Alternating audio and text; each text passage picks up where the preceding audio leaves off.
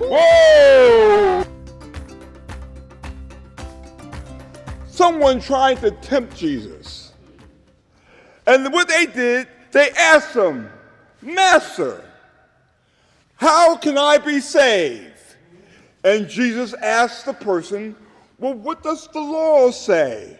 And the person said, the law says that you should love the Lord thy God with all thy heart, with all thy mind, with all thy soul, and with all thy strength. He said that we should love God with everything that you have. And Jesus says, you know, you're right. And with that attitude, you'll make it into the kingdom of heaven. But the man didn't really feel right. And so he was trying to justify himself. He knew that he wasn't really doing all that the Lord was saying. You know, he knew how to quote it, but he didn't know how to live it. And so he said, well, Master, well, simply tell me, who is my neighbor? And so Jesus said there was a certain man who was a traveler. And this traveler was going through a bad neighborhood, a bad part of town, a bad area where thieves and robbers hung out. And so what happened, the robbers, they were waiting for the man. They saw him coming, and they let him get right in a certain place, and they ambushed him and beat him up and took all this money and everything that he had of value and left him there to die. And all of a sudden comes the preacher. The preacher was trying to get to church on time. And so he's walking down the path, and he sees this traveler laying on side of the road, all hurt.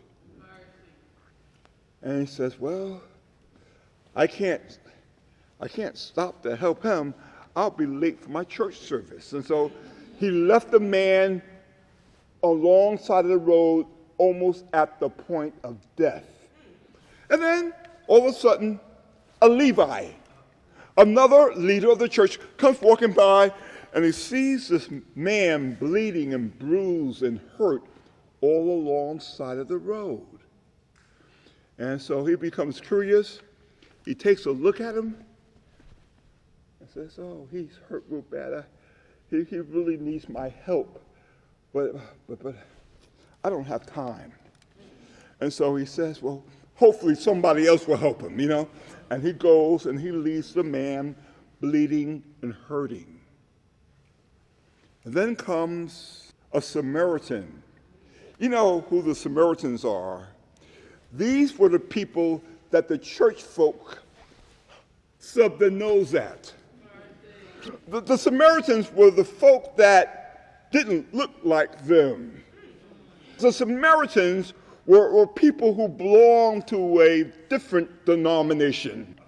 For the Samaritan, as he saw the person laying aside the road, it didn't make a difference who they were, or what they looked like, or what organization they belonged to. It didn't make a difference if they were a Democrat or a Republican. It didn't make a difference who they were. You know, he saw somebody who was hurt laying side of the road. And so he stopped, bandaged the guy up, pour oil and wine on it, try to help the infection so they won't get an infection, and then put him on his donkey and took him to the nearest hotel. And let the guy rest and have a nice bed, a nice place to sleep, you know, like what your mommy and daddy does for you, to make sure that you have a nice place to sleep, you know. And what he did, he paid money to the hotel manager.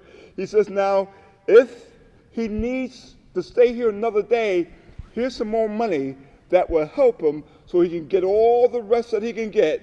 And when he feels better, you know, he'll leave. And if he charges more than what I'm giving you, when I come back by, I'll pay you the rest of the money. And the Samaritan went on his way. Well, Jesus asked the person who asked him, "Who is my neighbor?"